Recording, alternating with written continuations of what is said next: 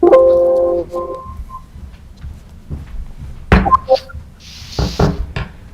evening. I'd like to call to order February 17th Plan Commission study. Roll call, please. Bob Holzman, Here. Yolanda Cardona, John Gill, Here. John Kennedy, Donna Little, Here. Jason Vlasic, Here. Nancy Woland, Here. Attorney Adam Decker, Here. Town Engineer Ken Cross, Here. and Councilman Paul Pansick. Here. You have a quorum. First item on the list is Crown Point Christian School requesting site plan review for an addition to the existing school facility to add classroom and meeting room space. Good evening, I'm Doug Reddick with EVG, here to talk about Crown Point Christian School. I do have a copy of the site plan if anybody needs one. I did email it over earlier. Did you get it, Sergio? I did it. It's uploaded in the drive, as well as hard copies were included in the packet. Anybody need a copy or no? You good? Yeah, we're good. Okay. Jason, you need one? Mr. Jabay was supposed to be here. Apparently, he's not here yet, but, so we recently received preliminary plat approval for this. We had to combine 2 lots into 1 lot. I think that was just a couple weeks ago. There it is. And so now we're going for site plan approval. Drawings were sent over to Ken Kraus today. And I think you got those from Robin. Is that right, Ken? Yes, I did receive those from Robin this afternoon. Okay. So what they're looking to do for the school, the existing building is about 88,000 square feet, and they're adding about 31,000 square feet to that. Altogether, it'd be almost 120,000 square feet. Parking was discussed previously, from what I understand. Robin was filling me in earlier, Robin from my office. There is about 289 spaces, which covers, it's kind of, the breakdown is about 90 for teachers and employees and so forth. And then for the auditorium, they figure that about 150 seats for a almost 300-seat auditorium, one for every 2 people in the auditorium, one space. So we'll be extending some sanitary sewer and water main for this new addition, new storm sewer. The grading plan worked out pretty well because the existing ground was kind of graded, sort of, for this addition, future addition. Ken had asked for some calculations on the detention calcs and the curve number, and we did provide that to him as well. The concern was, are we exceeding the curve number that was used when the original engineering was done by V3 did the original engineering, and we are not. So we don't need any additional detention, or at least we feel we don't need any additional detention, because the curve number of this developed site is still less than what was originally planned for. If anybody has any questions, I'll be glad to answer them.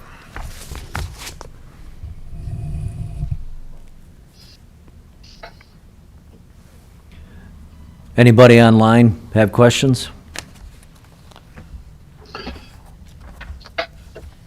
Now, I just want to say that I did receive those calculations, and I have started to look through them, and what Doug just told you about the CN numbers is correct.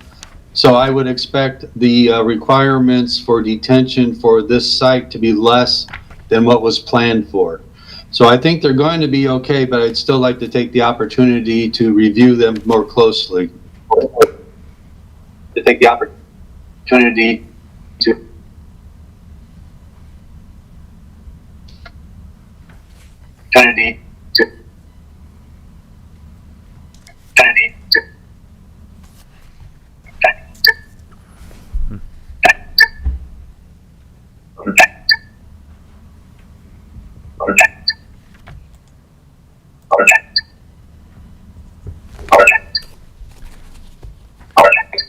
love technology. Valid. Looking forward to us all getting back in this room. For sure.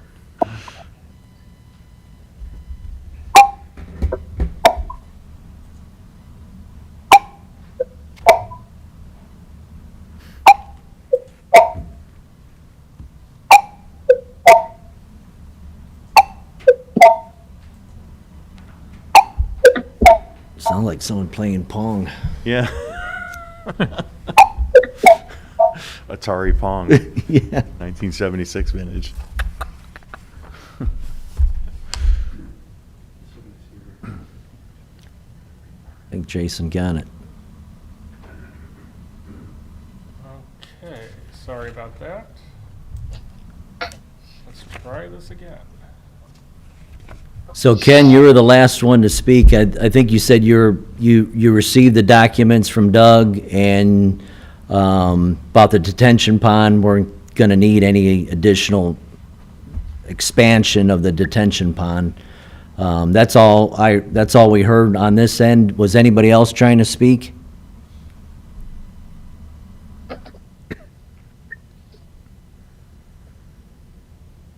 Okay, hearing none. Paul, you have anything, or, okay, Jason? No? No. So Ken, you think you'd be ready for March 3rd? Is that when you want to? Yes. Ken, you Yeah, think? I should be ready by then. Okay, and that's when you want to? Yeah, that's our plan, to be back on March 3rd for site plan approval.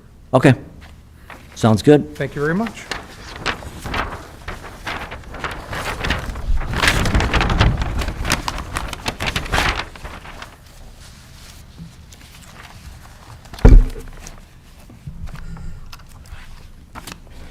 Next item on the list, Myers Addition, Unit 3, presenting a modified sketch plan prior to proceeding with site engineering.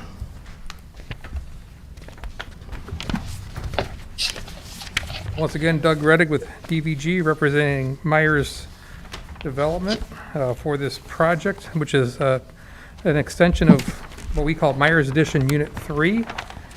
Once again, yeah, I did email it over. Does anybody need a paper copy? You're good? We're good. I'm good. You good? So that's the overall, what we're calling Myers Addition Unit 3, that's the south end. So Block 1 was the commercial part that was put in a couple years ago. We did Block 2, which was the first 5 or 6 duplexes. Block 3, we did another 4 or 5 duplex lots. So Block 4 will be the remaining few lots at the very south end of the Loop Street there, and then we're going to go, what we want to do is present, what we're presenting is the very south end, a little odd-shaped, where the cul-de-sac is there on Bingo Lake. So there's another drawing which is a blow-up of the south end, but that'll work just as well. So the challenge with this piece is the pipeline that runs through it. The big bold squiggly line is a pipeline. Of course, there's a pipeline easement associated with that. So getting the duplexes on, well, Mr. Myers desires to have some duplexes on Bingo Lake, which is those 3 buildings that you see at the very south end. The impact zone, of course, the pipeline impact zone significantly affects this property. And that's what we kind of need to discuss and see if there's any way to have a little bit of leeway with this new ordinance. The impact zone calls for a 50-foot impact zone adjacent to the pipeline easement, which is what I show on here. We show the 50-foot impact zone, and then we have just enough room to get a few buildings between that line and Bingo Lake. The whole idea is to get the buildings close to the water for, aesthetic purposes and having decks near the lake and everything. Of course, this is all maintenance-free, so that's really a non-issue. It's just people will be able to have a deck overlooking the lake. The problem we have is your ordinance also calls for a building line adjacent to the impact zone. And in this case, it'll be a front yard because we have a cul-de-sac. The lots all have frontage on the cul-de-sac. So technically speaking, if I understand the ordinance correctly, we got a 50-foot impact zone And then because we're zoned R3, we got a 40-foot setback. Well, if I offset that impact zone line 40 feet, there's nothing left. I can't put any buildings in there. And that's why we need to discuss it, get some feedback, and see if there's any way we could get some leeway with probably the building line setback. I think we're okay with the impact zone. We've sketched around it. We have all the buildings off of it. We just have driveways on it. So I think that works out pretty well. But we can't have buildings if we have to follow that 40-foot setback besides the 50-foot impact zone. The other thing I kind of wanted to touch on is we can do this, again, it's already zoned R3, which allows duplexes and townhomes. Or we could actually amend the PUD, that much difference overall. The middle lot, which is lot 18, we kind of have to talk about the area of that lot. Because again, I think this new impact zone says you can't have any square footage of your lot included in the impact zone.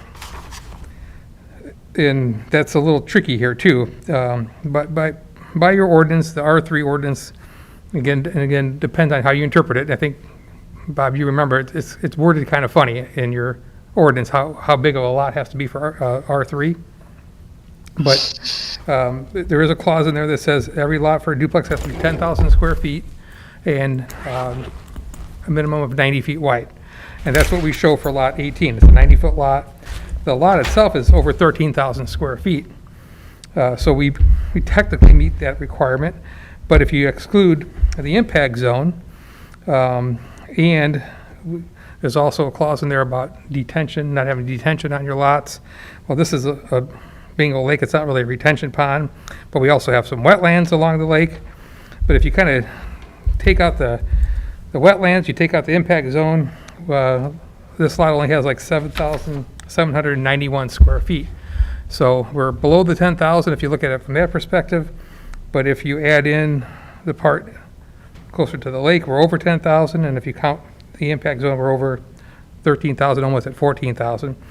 The other lots are not quite as bad because they're going to be large lots. But once again, we're kind of squeezed on space. Lot 19 has about 8,000 square feet from the impact zone line to the wetland line. So I wanted to kind of call attention to that. These buildings are also in a flood zone, so Ken and I will have to discuss that. It's flood zone A, which there is no base flood elevation determined, so that complicates it a little bit. But I do believe that all these will all be slabs, they're not going to be Right. basements. They'll all be even higher than what we did in the existing section of Myers Addition, because the ground over here is naturally a little bit higher anyway. So I don't think we have a real issue with it. We just have to deal with the flood zone requirements. And then the other thing I did here with this cul-de-sac, I made it the same size as the cul-de-sac in the early part of Myers Addition. What's the name of that street where you used to live? The north. No, the north-south street where you're. Yeah. Meadow Lane, yeah, so it's a PUD. So that cul-de-sac is about 10 feet shorter radius than typical in town. And that's, again, allowable in a PUD. So I did the same thing here. And I'd like that same courtesy. So again, whether we go R3, maybe with a couple of variances, or possibly just amend our PUD, and then we can work it out as part of the PUD. So that's basically what's going on here. We just want a little bit of feedback to see if we should pursue this and get your thoughts on it. What's the boundary of lot 17? Where are you looking at? For lot 17 and Yeah, lot so 19? It'd be, so you see lot 18 is pretty well defined, right? Yes, So lot 17 will be everything to the east of that, including a large portion of the water. And then likewise, lot 19 will be everything to the west, including wrapping around that cul-de-sac. So we have a huge amount of green space here. And that's just the logical way to do it. That way we get the frontage for all those lots on the cul-de-sac. And since it's all going to be maintained by the HOA, it doesn't make that much difference how we how we slice up the lot lines here. Yeah, and I think according to our ordinance, the lot lines don't go out, are not supposed to go out on the waterway. I think they're supposed to follow the shoreline. I don't know if that's a true statement or not. Yeah, I'm not aware of that. Well, we could- I would like to see the lot line, like for lot 17, say the north of it, the north part of lot 17 would be to the pipeline easement. Same way with And then lot, make an outlot for the rest of it? Yes, We could and- certainly do that, and same way with lot 19 also. yeah. We're not opposed to that. But I still got to get my frontage in there, so I'll still have to keep taking it around to the cul-de-sac. But I follow you. Have you thought about, Doug, extending this cul-de-sac closer to lot 19? Would that, I'm trying to get another lot for you. So that in the northwest part of this property, if you pulled that farther down, closer to lot 19, would that give you enough room? To get another lot down by lot 19? On the northwest corner of lot Northwest? 19. Well, you see what's left after the pipeline impact zone on the north side. No, I really don't think we can squeeze another one in there. Okay. Well, why I said that was, instead of having lot 19 go all the way up to the northwest corner, like I said before, have that lot line Yeah, to the pipeline easement. Yeah, we can make that part of an outlot. It'll be a green area. By the time we put in the building, we would have no rear yard on that Okay. lot. Yeah, very I looked true. at it and I appreciate the Yeah. thought, but I just think it wouldn't lay out too well. So if you pull the lot lines to the shore of Bingo Lake, now you don't meet the 10,000 square foot. Well, I Would you request a waiver for that, or? I can meet the 10,000, I would have to count part of the pipeline impact zone within that. That's the problem.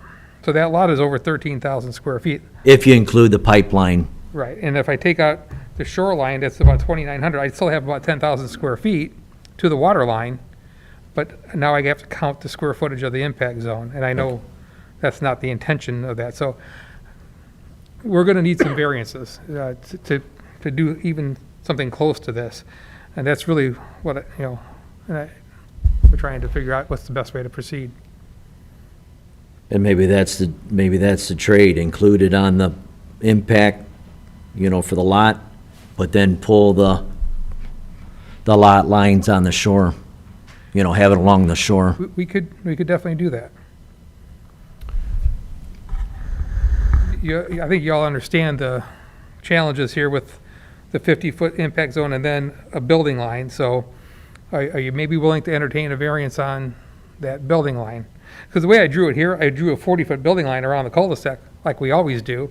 That's that curved line. So we meet a typical 40-foot building line for R3 off of a cul-de-sac. We meet the impact zone. But if I have to offset that impact zone line 40 feet, then there's truly nothing left for a building. Right. And I think we have a kind of unique situation here, a unique piece of property that Mr. Myers already owns. And I think a few duplexes down there would look really, really nice.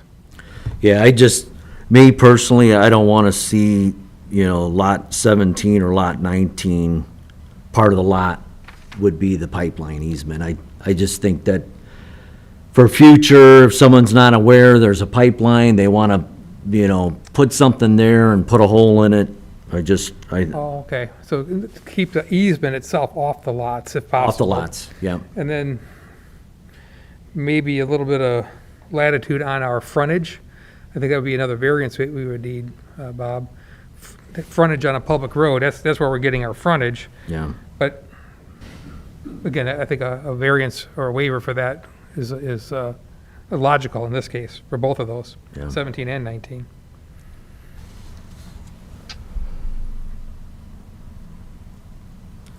So what I'm really looking for is, can we continue working on it, or do you hate it? And are you telling me you're not telling me yet to pack it up and go home, but Can we pursue it a little further?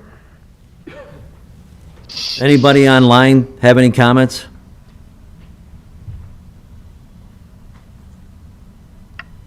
Can you hear me? This is Donna. Yeah, hi Donna. I mean, to me, the whole reason we made the new ordinance for the pipeline was for safety, so I don't think it's a good idea to alter that right off the bat. I think it sets a precedent that we're going to do it for anybody. So I'm not in favor of this plan. I worry too that it's too close to the water. What's the distance from the closest edges of the building to the water? Probably about 30 feet. Maybe a little bit less on lot 19. So in potentially a flood situation, people could have water how close to the edge of that building? The lake level doesn't fluctuate that much, and we're going to be well above the lake level, so the water will not be getting close to the buildings.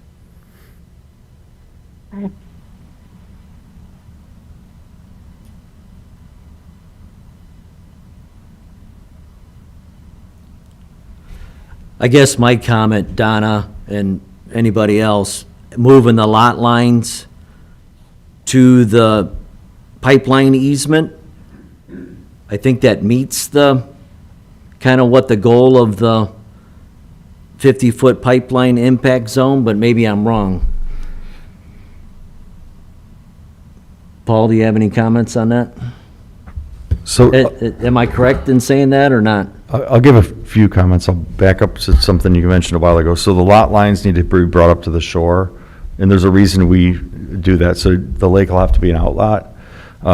Because what we don't want is, or what we've had is folks increasing density by meeting lot square foot requirements, but platting lots across lakes to meet that requirement. It's counter to what the density of the town that people would like to see. So if you bring the lot lines up to the shoreline, so then you know truly how big your lot is. Now, on the subject of the impact zone, so the impact zone is, it can be tricky at times. It's somewhat restrictive. In a regular subdivision, it works pretty easy. This is a unique piece, so we're trying to look at it in every way we can to try to see if it's usable, right? So the purpose of the impact zone is to create a buffer between the easement and a home, because previously you could plat right across the easement, so somebody could, without a permit, go into the ground and put a fence pole in or something, and so we didn't want any lots platted on a pipeline easement either. So then your north boundary of these lots would have to be the easement for sure. So then the impact zone itself was to keep a home from being built at the edge of the easement, because the previous ordinance, you could have put a home right up to that line. Right. So it creates that buffer. So that being said, these lots are sort of laid out in a unique way where they're, as Adam Decker called it, human activity. We don't want human activity on the pipeline easement or in the impact zone, that 50-foot. We don't want people out there putting fences or pools up or anything, or sheds. And in this case, that wouldn't happen. Right. So, Vehicular access only, really. right, so, and I'm gonna direct this towards the Plan Commission. So the subdivision control ordinance is restrictive, like Donna said, for safety reasons. It gives you that impact zone. Now it's up to you to interpret that in a unique situation. This is a unique situation. So if you can interpret it and say, all right, well, it's accomplishing its goal. You have the restriction. If you grant a waiver, is it going to create human activity or somebody working out there, putting a fence up or a pool or anything like that? And I'd say no. So, I mean, you might have something to work with, but one issue that I do see is that simply the density here. So if we bring that lot line up to the lake shore and bring the other lot line down to the easement, the lots are too small. So I could see maybe 2 duplexes, because then you could probably achieve that lot square foot between without going in the easement, without going in the lake. So I'm just wondering if 2 might work instead of 3, because now you can bring those lines in and get that, and make that, those requirements, and not be 30 foot from the water with that one right there, so. Does that make sense? Can you hear me? This is Nancy. Can you hear me now? Yep. I dialed back in. Yep, we can hear you, Hello? Nancy. Okay. I just wanted to say that I agreed with Bob and Donna. I think, we did a lot of work on that pipe utility easement, and I don't think we should be changing it, for, I know it's a unique situation, but I'm in the same mind frame. We did that for a reason. And what Paul had said, I was trying to talk before, but I had to dial back in. I was going to ask, can you consider maybe doing 2 duplexes, or I do not know if townhomes are allowed there, or maybe you do 2 sets of 3 townhomes. I don't know, but I don't think the 3 sets of 2 duplexes is going to work for about 3 different reasons. So that's just my take on it.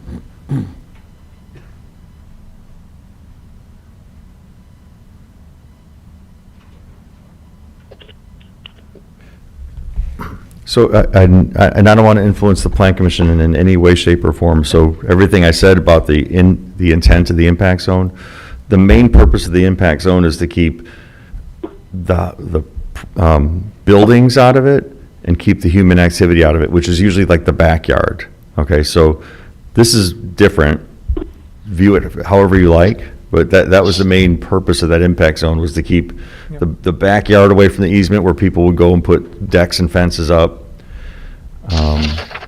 So it's gonna be your call on how to look at that. I have a problem with, and I'm not a plan commissioner, I'm just gonna say though, the density here, you're not meeting the minimum square foot requirements once you pull the lot lines up where they need to be. So that's just a factual comment. I don't want to weigh in on your guys' decision here. I appreciate his comments. Dennis pointed out to me that there are covenants, don't allow for fences, they don't allow for pools. The decks will be built, or patios will be built when the buildings are built. So these are maintenance-free places. These people are not doing stuff in their backyard. There's not a lot of room back there. So we're not really worried about a lot of human activity in these backyards. Well, your backyards aren't in the impact zone. That's, I mean, the tables are turned Yeah. in this It's development. reverse. So Yeah. I agree with that. So Right. is it worth it to put in 2 buildings instead of 3? That's a decision that Mr. Myers will have to consider. There's a hardship here as far as there's just not a whole lot of land there. We can look at an option with, maybe do 2 3-unit buildings, Dennis? The other buildings we were doing were 4 units, right?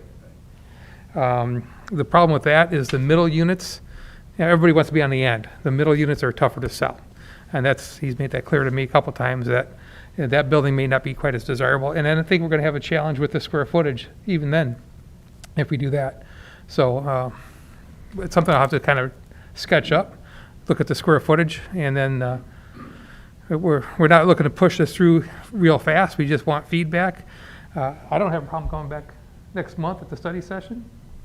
How do you feel? I think if they want to go to 2, we just walk. Might not even, It won't work with 2 buildings. okay. So what if it's I two, already figured that out. what if it's 2 3-unit buildings? 3, So it's still 6 units, I like the idea of finishing it up with these duplexes. high-quality duplexes.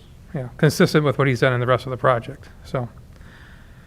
So two lots, one work done. To cut it to 2, the cost of, the development cost would be too much. We'd just be trading dollars.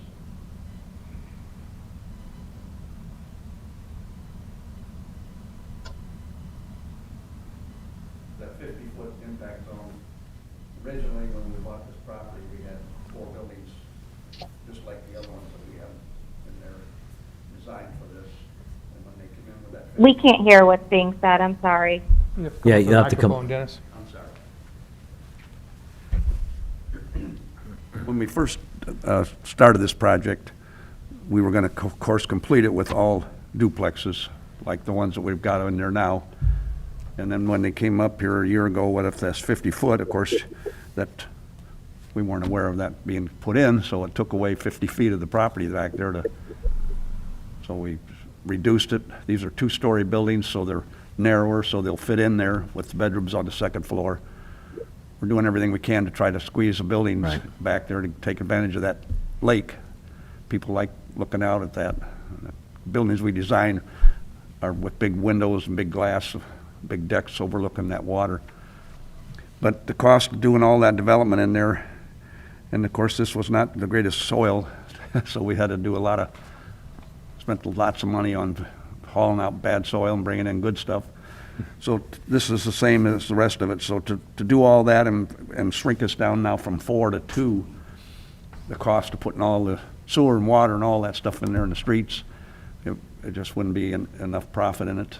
You can only get, now with all the lumber prices and it's gone crazy with everything, the cost of building has gone nuts this year.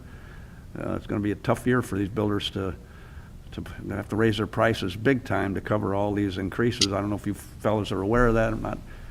It's not your problem, it's the developer's problems, but it'll get to a point where it's just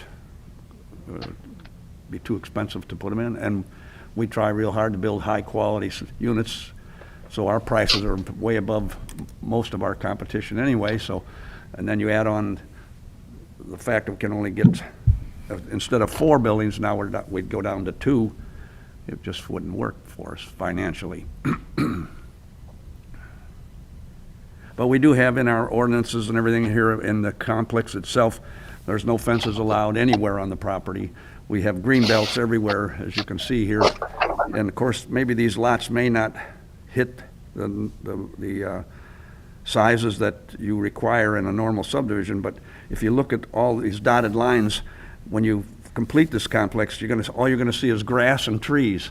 This property where these 3 buildings will go, if you folks agree to it, it's gonna be a lot of green belt around these buildings, way more than a normal lot would have, with all this pipeline easement and all these things, and we're making a park out of that pipeline easement. We've covered it over and planted grass and put trees where we can without infecting the zone there.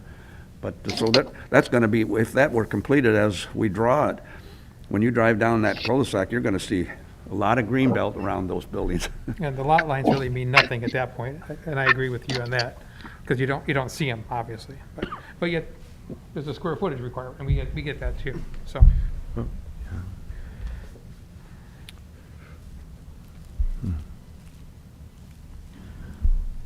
Let me ask a question about your square footage in the R3 zone. Let's just entertain for a second, we do townhomes, 3-unit buildings, 2 3-unit buildings, just if we can make it work. I think you need 8,000 square feet per unit. I was just looking at that today. I just want clarification. Townhouse, 8,000 shall be provided for each unit. So we would need 24,000 square feet per building. Yeah, we don't have anywhere near that. Well, we probably would. No, because I got about 28,000 altogether. That would suffice for 2 duplexes with 10,000 square feet each, but not, Oh, you can't count. they're asking us not to count what's in the impact zone and what's in the water. No, I was saying the count up to the easement, like maybe. The pipeline easement, You right? could possibly count the impact zone, but that would be up to the plan commission if they wanted to grant a waiver, because it's the front yard, not the backyard. That's completely their discretion. I understand, like what Donna said, they really don't want to waiver on this. And I get that, and I support that. At the same time, this is a really unusual situation. So the impact zone empowers the plan commission to then make that decision based on health, safety, and welfare. So you have to really analyze the lot, the situation, and is there going to be human activity, and form that opinion where you're at with that. If you're even going to consider a waiver to allow the lot to contain that impact zone, it can't contain the easement. Another plan with 2 3-unit buildings. If you're- Hopefully, all the plan commissioners heard that. We're going to bring back. Again, 2 3-unit buildings instead. Still get you 6 units and 2 lots. It would make a bit of a difference. And then we can do the calculations on the square footage. The other thing I also want to point out, Right now, that street just kind of dead ends at the south line. This is an opportunity to put a cul-de-sac in there and end it properly. If we don't build this, that street will be dead-ended. I know there was talk of extending it through at one time when Levin was going in there. I really don't think that's very feasible because of the pipeline in there. So we look at it as a way to finish this off and have a nice cohesive project. I mean, you and I can talk about it a little bit more. Yeah, okay, And then decide if it's worth pursuing. okay. I'll leave it at that. Yeah, we can. Okay, so thank you for your feedback. I do Okay. appreciate it. That's what we needed to hear.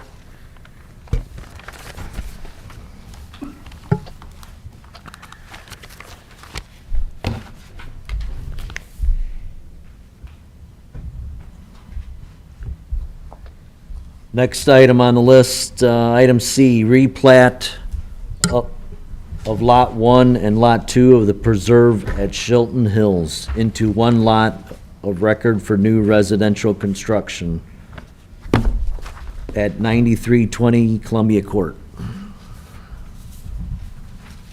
Hello. So my name is Steve Horton, representing my father-in-law, Robert Paulson, with the guidance of Doug at DVG. So, as stated, our mission is, and goal is to combine lots 1 and 2 in the preserves. And hopefully after today's session, start our public notification. As we can see here, obviously it's a previously developed subdivision, and we're just trying to eliminate the middle lot line so my father-in-law can start their construction of their single-family home. So that's kind of it in a nutshell. Is there any other questions, concerns? Someone online tried to speak? No. Yeah, Bob, we've had probably 4 or 5 of these kind of subdivisions come in the last year or so, where you take 2 residential lots and make one. We typically give them primary and secondary plat approval on the same night. You just have to wait the 6 months, or the 4 weeks to before you could sign the secondary plat. Yeah, it seemed like we had 2 last plan commission. Yeah, and we had a couple last summer too.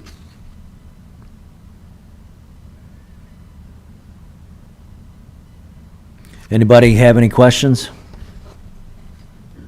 Nope, I have no problem with this. I think it's wonderful. Thank you. Yeah, I don't see a problem. Perfect. I have a comment. Yep, go ahead, Paul.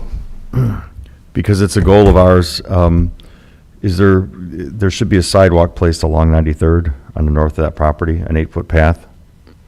And then we still need to get across that unincorporated house and then halfway across the next lot to connect Columbia over to Bramblewood sidewalk that stubs out. So that's part of our subdivision control ordinance. So it must have been waived when we did the preserve at Shelton Hills, because there is no sidewalk No, plan for 93rd Avenue. correct. Not at that time. Right. It must have been, they must have granted a waiver. Maybe they did. I don't know if you remember, Jack. The problem with that is very, very nice landscaping on the north side of Lot 1. Mhm. Right where that sidewalk would go. Jack, is that correct? Yeah, so, I've looked at that. I wonder if there's a way around it. well, that's one reason why we're doing this, because they want to preserve that Correct. for what it is. Right. So I mean, I understand his comment. It is part of the requirement that we would need a sidewalk along that north side, as well as along the frontage on Columbia Court. So we may need some concession on that. I'm less concerned about Columbia Court. I'm more concerned about 93rd because it's a vital link that we're trying to get through. Correct. And it, But I don't think, just to make a comment on it, if somebody were to buy Lot 1 originally and build a home, they would not owe that sidewalk at this time, right? So we're trying to add a sidewalk at a homeowner's expense. Seems a little If the waiver More was, difficult. yeah, it depends on if the waiver was granted when it was platted, and I can't answer that question right now, but it's something that you might want to look into. Yeah. Because a lot of times the sidewalks, if the waiver was granted, the waiver was granted. If it was not, the sidewalks are put in as the homes are built. So that'll be a question for Sergio to research and Plan Commission to make that decision, so. Yeah, they don't automatically put sometimes they do, sometimes they don't. A lot of times they go in as the house is built because they gotta drive trucks over it and whatnot, so. And likewise, on the east side of the road, on the east side of Columbia Court, that's all wetland and floodplain. We never had planned sidewalk there. There's not gonna be sidewalk there. We're gonna get a way to get it across there. Now, the So, right of way is dedicated. yeah, we're gonna get it there, and it would be a benefit for the folks that live in the court because they'd be able to connect over to Bramblewood and bike to their park and that type of thing and get access to those amenities. So, we're gonna get that trail on 93rd, and we wanna make sure we at least stand by the ordinance. So if there's a waiver, we have to stand by that, but Sergio will figure that out. And one more question for clarification. 2 weeks from now, we'll make an announcement to request a public hearing at the April meeting. Is that kind of how we're tentatively looking at this one, Is that what Sergio? we're looking at, is the April meeting? Is that? let me For check the date. primary? Yes. Or can we, we can't meet the deadline to do it, and No, not for your public hearing. I don't think you have enough days. we don't. So, 1, 2, 3. so 2 weeks from now, we'll request permission to advertise for the April meeting for, Yes, if you were going to go for public hearing on March 3rd, you would have needed to have everything submitted today. which is impossible. Yeah, okay. So we'll get you at the April meeting. We'll work through the public hearing process. So do they need to be here at the March meeting, or will you make the announcement? It hasn't changed yet, right? No, So you will make the announcement? that they're tabling on March 3rd or deferring No, that they'll be coming for a public hearing in on April. April, yes. Or do he need to be here to make No. that request? Nope, we'll get that in the Okay, record. that's too. what I thought. That changed recently, so I just want to make sure we're on the same page, so. We'll get them for the April public hearing notice. We're not able to do the public announcement or like today, correct? That, We would have had everything, engineering, everything done and submitted, actually a couple days ago, to meet their deadline. So obviously, we put this together quickly, as Yep. but we still have field work to do, we still have topo work to do. okay, So we'll do that in the coming couple weeks.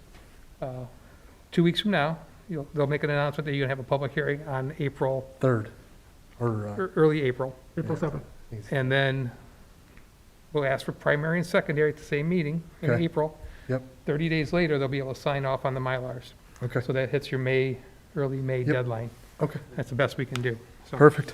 thank you all. Yep, thank thank you. you. Thank you. It's a beautiful little court you're gonna be in, and I like the idea of making it a lot bigger. It's really nice. Yeah, Yeah. beautiful area. I see it, I drive by it all the time. so. Yep, thank you. Yeah.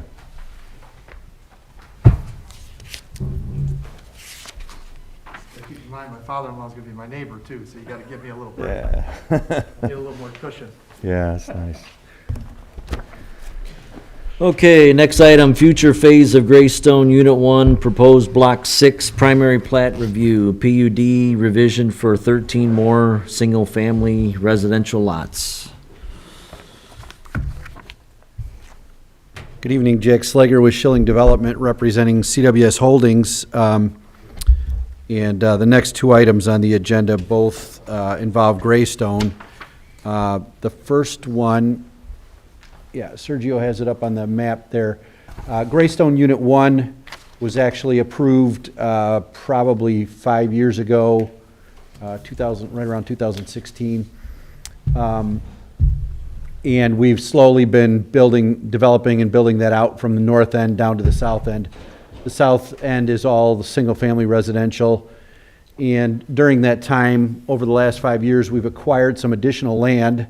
We picked up an additional 4.6 acres from the Casboni brothers, and also another half an acre from another adjoining property owner. And so with that additional land, we've made a slight revision to the layout and the shape of the south end of the subdivision, basically adding 13 additional single-family lots that'll be the same size as the rest of Greystone. And since it was approved as a PUD, basically we'll be looking to amend the PUD and amend the primary plat to add those 13 additional lots. Then I think there's another sheet after this one. I don't know if you can scroll up to this. It gives you maybe a little better view. There we go. Probably keep going.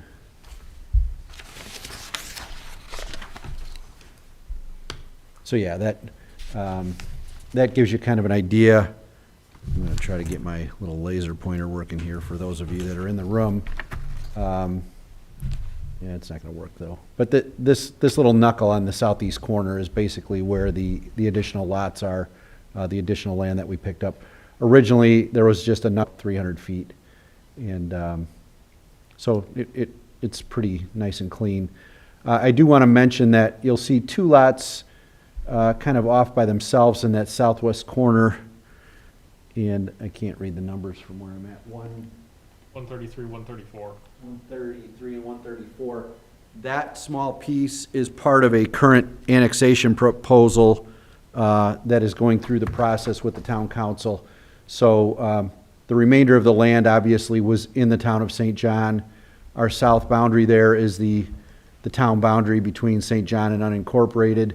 And so when we bought that little half acre from the adjoining neighbor, that was an unincorporated piece. And so that parcel needs to be annexed in order for us to complete this revision to the primary plat. We're also going to be adding on to the detention area, which is the large outlot A at the north end. There's already a detention pond there for Greystone, and so as we add some additional lots, we'll be expanding the detention pond in that area also. The east edge, which is kind of an irregular line, is a small ditch and tree line. So that's a natural boundary where we could not expand any further east. Other than that, it's pretty straightforward. Unless you have any questions, I'll attempt to answer them at this point. So what lots, you mentioned 133 and 134. What's the additional lots? 123 to 130? Am I reading? Yeah, so the original lots would be like the 29 and 30. Yeah, so 122 through 122 through 132 would be new lots. Okay, yeah. 30 would be like original lots. Wouldn't it be 134? Because Yeah, Yes, right. Yeah, including 133 and 134. Everything that's 3 digits, I guess. Everything that has a 1 in front of it. Yeah, right. There you go. Those are all the new lots. And this will be the final phase of the original Greystone Unit 1. This will be the final phase on the east side of Calumet.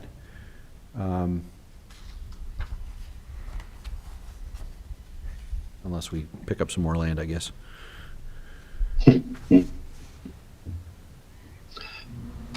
Jack, does that ditch along the east property line dump into the detention basin? It does not. It's kind of the other way around. I guess the detention basin dumps into the ditch. So that ditch continues north Right. through, what is that, Saddle Creek, and ultimately all the way up into the preserve. It's actually, at this south end of the site, it's rather small. It's I Right. guess, the beginning of the watershed, or close to it. So actually, that ditch will act as the outlet for all of the basins in Greystone. Correct. Yeah. Okay, that's the way I thought it was. Yeah, and we've got, there is some new engineering. I don't know if you have it yet, but if not, I'll make sure you get it. We're going to be in the Yeah, same. I got it yesterday. Okay. We're going to be in the same schedule that Doug just talked about, where we won't have time to be here for the March 3rd, so we'll have to plan on being here for the April meeting for the public hearing.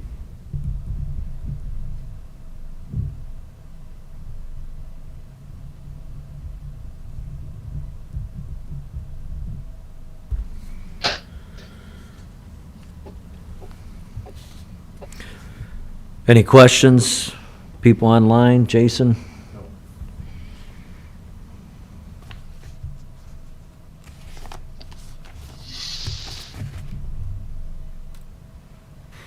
Can you hear me, folks that are online? Donna? Yeah, I can hear you. Okay. No question.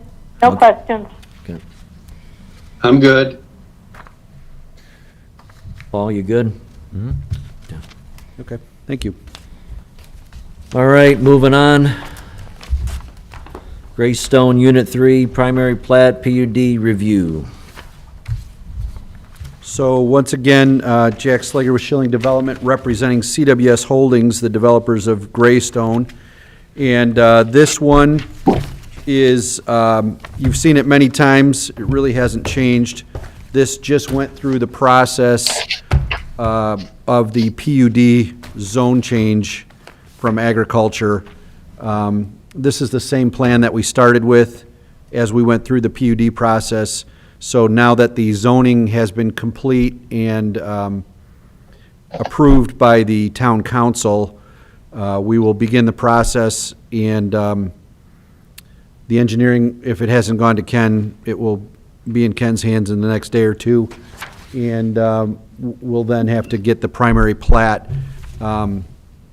You may recall there was a bunch of stipulations put on this site, and that was part of the PUD guidelines and the PUD contract that we agreed to for this site, and that was part of the rezoning into the PUD. So the rezoning incorporated a lot of the architectural requirements and different items that were going to be placed on this site. So we're at the point now where we're just coming back with the same plan that we had, but we will be holding the public hearing for primary plat and engineering approval.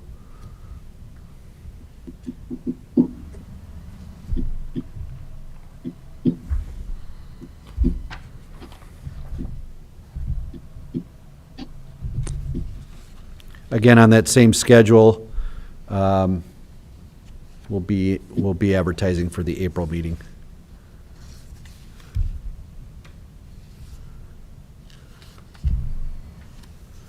Where would you put that architectural requirements? It wouldn't be on the plat. What would it be? In the covenants or? No, it's, well, there will be a set of covenants, so a lot of this, it will be more than this.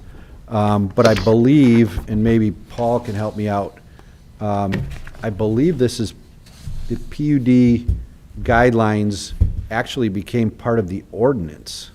Right, they're baked into the actual Ordinance. ordinance for the rezone of the property, so it's tied to the property now. It's As part of the basically rezone. embedded in the rezoning.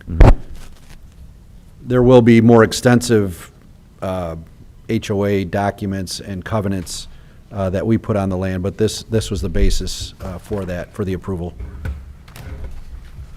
So really, the hard work on this one's already been done. This is just the formality at this point. Just to refresh everyone, newer members of the Plan Commission, so you worked on this project for many months and massaged it and formed it into these single-family lots with the architectural standards. So then the property was rezoned. It was recommended by you. It was approved by the council. So now the parameters are set. So now we're at primary plat. So at this stage, the flexibility's somewhat diminished, and you're simply making sure that what they're platting matches what the approved zoning is. So if the zoning says it's got to be 80 by 140 lots, you got to make sure the lots are 80 by 140 and so on. It just has to meet our subdivision control ordinance at this point. So that's the stage you're at this point.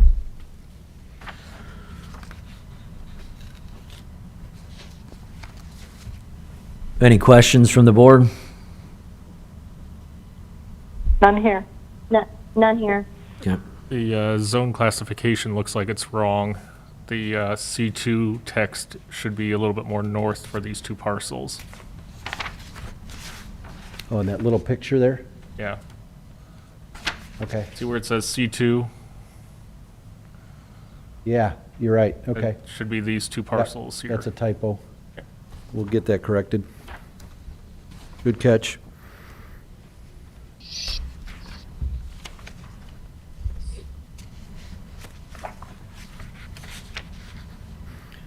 Good eyes, too.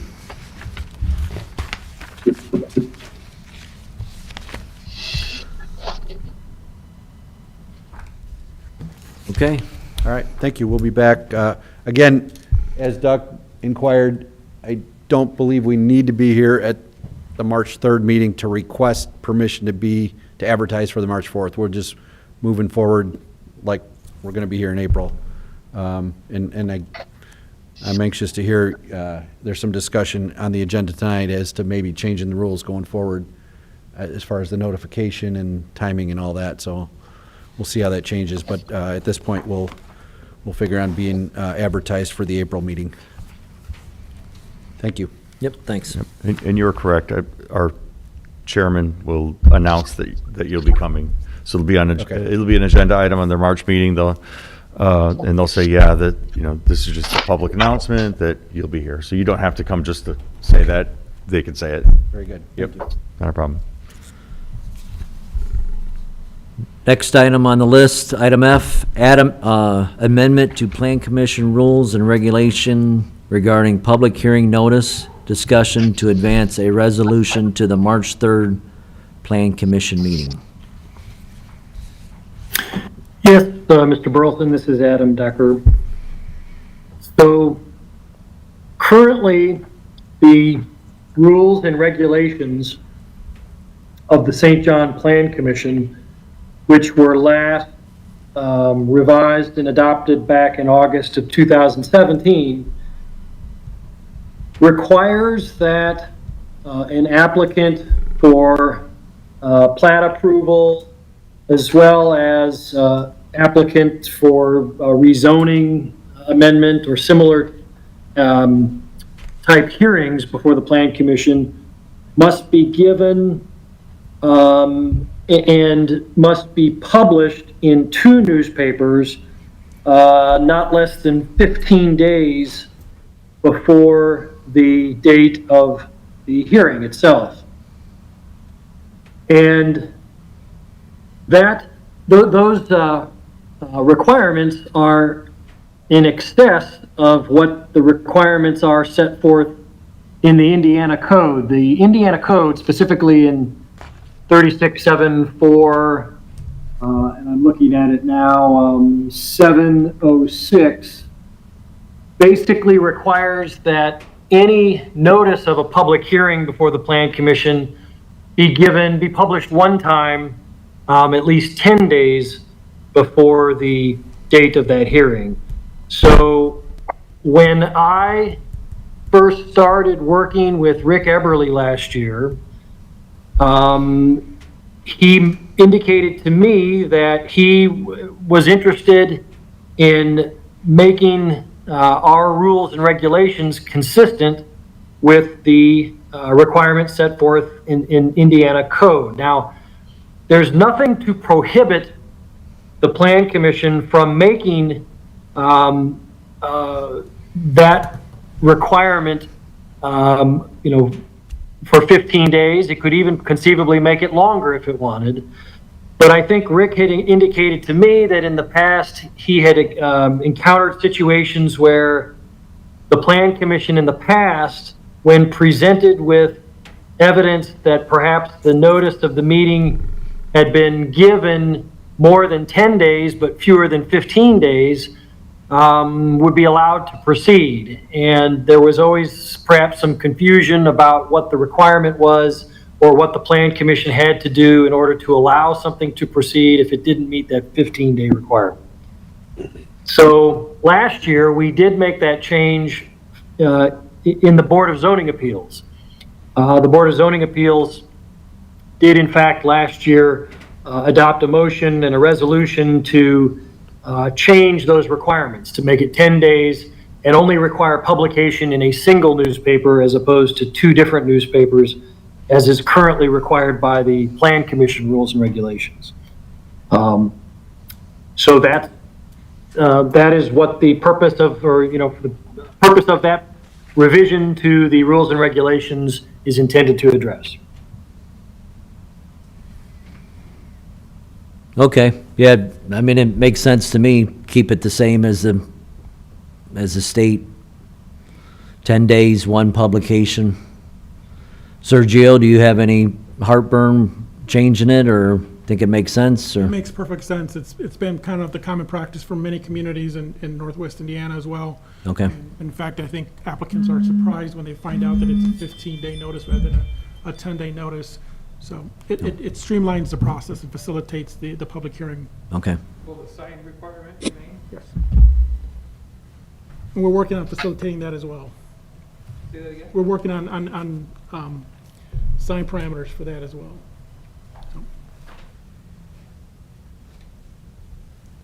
Any comments, people that are online? Think it makes sense, or? I do, this is Nancy, and I'm on the zoning commission, and, you know, we made the change there, trying to keep everything more unified. So I don't have a problem with that at all. Okay, I'm fine as well. okay. Paul, you got any? Yeah, I think it makes sense too. Okay.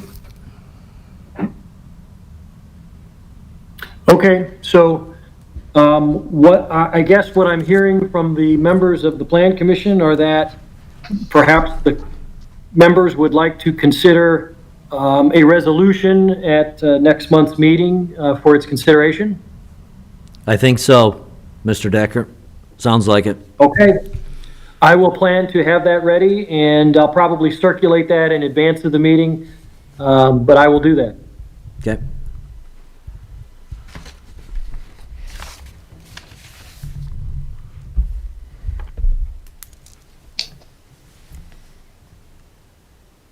Next item, is this the same thing? Review of proposed schedule of meeting dates with filing deadlines for consideration in order to help facilitate review times and anticipated filings. So this is something that we are creating internally at the staff level to help guide developments as they come into file, and then allow for ample time for commissioners and board members to go out and view sites if needed. It gives them some time to kind of digest the information that's received by the deadline or thereabouts, and then have communication with staff regarding questions that may come up over the next week or so, as they start looking at, you know, either site visits or looking through the information, rather than just having things come in unstructured or at random, and then trying to pull the information together for the board members, as well as give better guidance for the applicants themselves. So this is just something that was outlined where the filing deadline would occur typically at or before the meeting, the previous meeting, whether it's a plan commission study session or a plan commission regular meeting. Then we can go ahead and advise and say, oh, as of today, we've had these applicants file, so anticipate receiving something in the next couple of days and for review and consideration, so. Okay.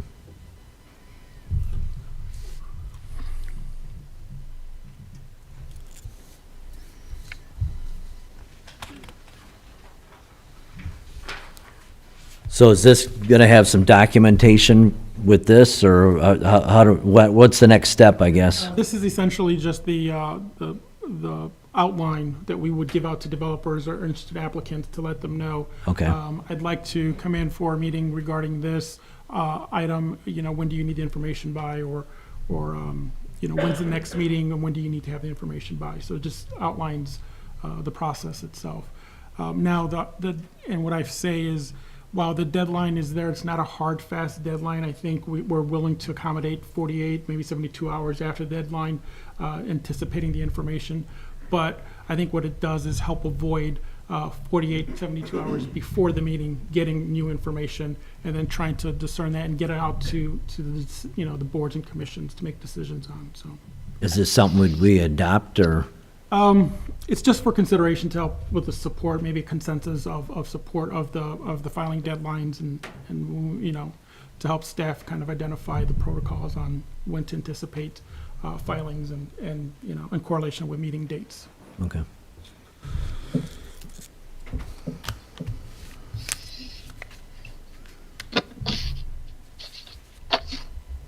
Any comments?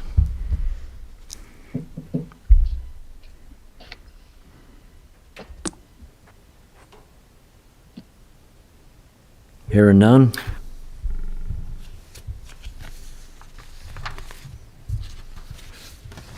Should I have a Joe, what- motion to adjourn? Oh, Or you got something, Paul? I did. What, Okay. how many days, I'm just curious, how many days in advance of the meeting? What's the cadence? So you're looking at, for Plan Commission, you're looking at about 15, or maybe, I think actually it's about 19 to 20 days before the meeting. And then the study sessions themselves are about 14 days, so. Okay. About 2 weeks, or Yeah. maybe a little more. So essentially, everyone has to have the information into you, or at least give you a heads up that we're about to drop some information Yeah. so that Plan Commissioner, yeah, all right, so they have plenty of time to review it and go look at sites, that Yep. kind of thing. Okay. And Plan Commission, how many days? For Plan Commission, regular scheduled meetings, you're looking at about 19, 20 days. 19. So that gives you almost 2 weekends, assuming that the information gets filed in on time. Okay. So you've got 2 weekends to kind of do site visits or have correspondence with questions and so forth, so.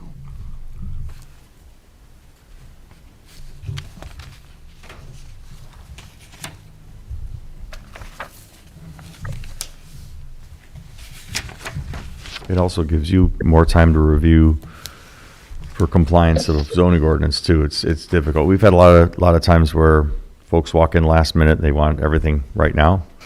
And our staff needs time to actually review these things, make sure it's done right. So this is a needed and welcome process change. Because development is the hot area right now in this town. Everyone's knocking down their doors, so we need to do it right. Yeah, and Paul and Sergio, this is Adam Decker. I know that there are provisions in the subdivision control ordinance, and I think also in the zoning ordinance that establish some of these deadlines for submission of documents. I know, for example, in the subdivision control ordinance, there are provisions that basically require copies of like a preliminary plat must be presented to the building and planning department at least 30 days prior to the public hearing, where it would be scheduled to meet to consider that. So I certainly think it's a good idea to establish those deadlines, but I don't know if you had an opportunity, Sergio, to look at some of those other minimum timeframes that are set forth in the subdivision control ordinance, because it may actually be more than that, more than the 20 or 21 days you were Yeah. referring to. Yeah, I mean, we can certainly, we don't want to violate our own ordinances, but we also want to be accommodating, I think, to the developers, and I'm not sure if 30 days is a little excessive to sit on the plans, but I think we can definitely use those guidelines if need be, especially for larger projects, to adhere to those guidance. I think this just gives us the opportunity to work closer with the developers to let them know, at least from a staff level, knowing that once we receive this on the Wednesday, that we've got, Thursday, Friday to kind of review the items, pull them together and kind of, at least internally, get some feedback out, so. But I'll double check those deadlines as well, Attorney Decker, so. Okay, and I'll follow up and look through that as well, let you know what I find. Thank you. Yeah, Sergio, in the subdivision control ordinance, on page 10 is where those times are, and they are 30 days prior to for primary plats before the meeting, and then corrected copies, because usually I review them and send comments to them, and then they make revisions and send them back. Those have to be submitted 14 days before the meeting.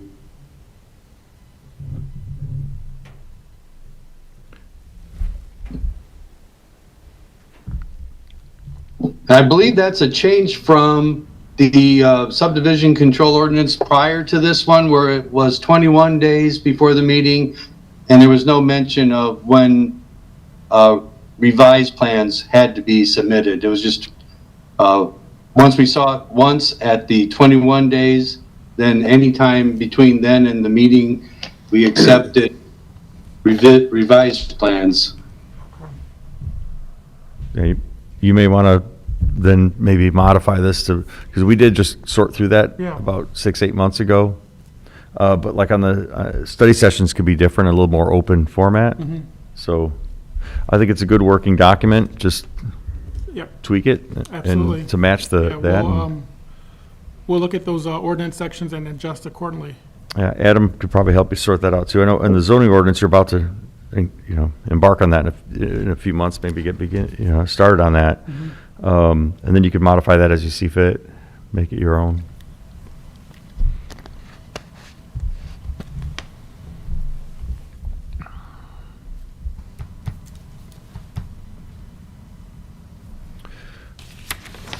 All right, So, good stuff. Mr. Chairman, I have one more comment to make. So, over this past week, I have filled up Sergio's inbox with a lot of information regarding our zoning ordinance. And I've been talking about the last few months about the upcoming Plan Commission review of that zoning ordinance.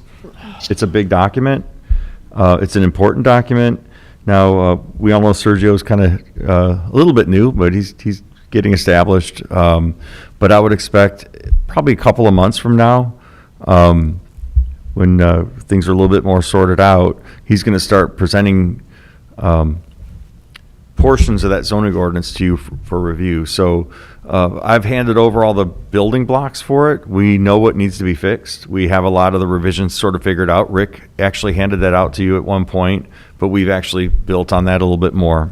So I recommend to Sergio that maybe beginning in a few months, once you kick off and get started, that every month, every study session, you take time and go through one chapter, and you go through all the revisions in one chapter, you debate, you certify it, he can make those changes.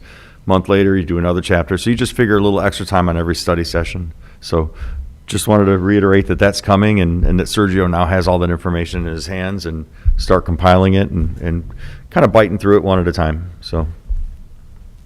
Yep.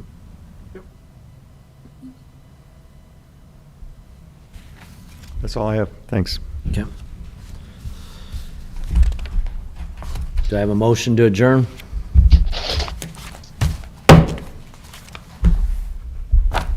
Motion to adjourn.